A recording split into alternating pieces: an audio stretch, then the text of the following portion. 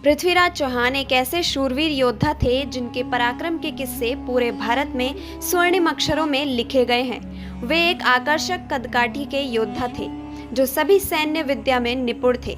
उन्होंने अपने अद्भुत साहस से दुश्मनों को धूल चटाई थी।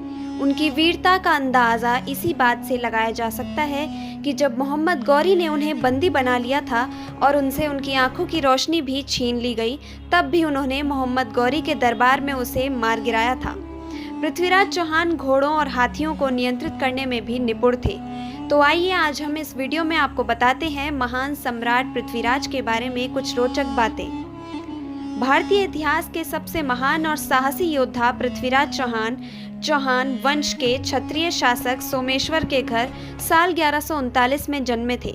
ऐसा कहा जाता है कि वो अपने माता पिता की विवाह के कई सालों बाद पूजा पाठ करने के बाद जन्मे थे।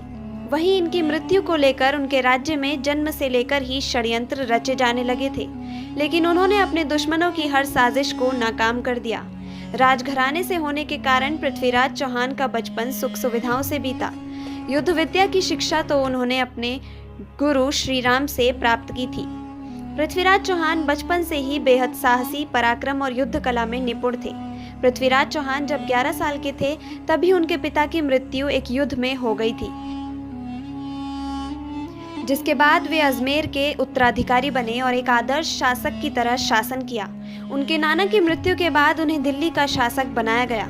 पृथ्वीराज चौहान और रानी संयोगिता की प्रेम कहानी की मिसाल आज भी दी जाती है। जब संयोगिता के पिता को उनकी प्रेम कहानी के बारे में पता चला तो वे स्वयंवर की तैयारियां करने लगे।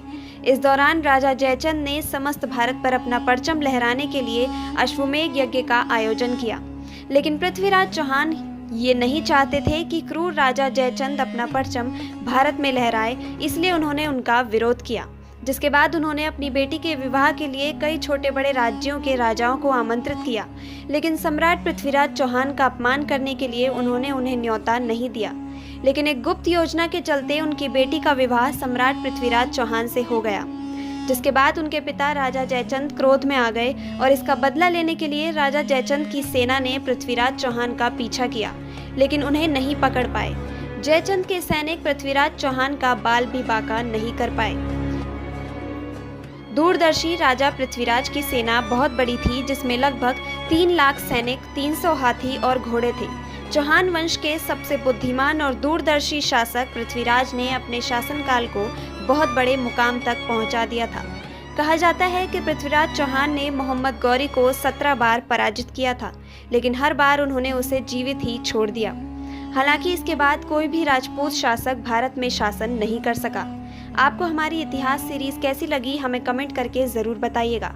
अगर आपको ये वीडियो पसंद आई हो तो चैनल को सब्सक्राइब और बेल आइकन को प्रेस ज़रूर कर लें।